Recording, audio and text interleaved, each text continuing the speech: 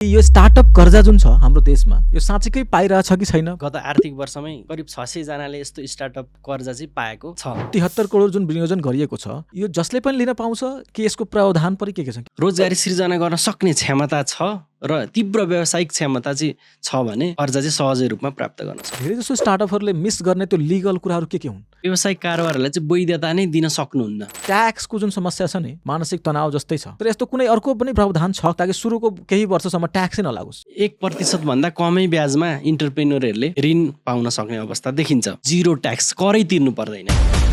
कुन business register गर्दा, कस्तो खालको कम्पनी रजिस्टर गर्दा के बेनिफिट पाउँछ? नेपालमा निजी क्षेत्रद्वारा व्यवसाय गरेर मुनाफा आर्जन गर्न सक्ने कानुनी आधार भनेको 4 किसिमले छ। कस्तो व्यक्तिलाई पार्टनर बनाउँदा चाहिँ हुन्छ नि बिजनेस टिक्छ? एउटा पार्टनरसँग नभएको सिप अर्को पार्टनरसँग हुनु पर्यो। स्ट्रगलको फेज आउँदै गर्दा कसरी आफूलाई सम्हाल्ने र तपाईँले आफूलाई कसरी सम्हाल्नु भयो र त्यसबाट कसरी नेक्स्ट न्यू बेटर गर्नुभयो कि म मेरो बिजनेसलाई नेपालमा मात्र नभएर मेरो प्रोडक्ट सर्भिसेसलाई अन्तर्राष्ट्रियकरण गरौँ, इन्टरनेसनल लिएर जाउँ, त्यसको लागि जुन यो एफडीआई जुन भित्राउने प्रोसेस छ यो के छ?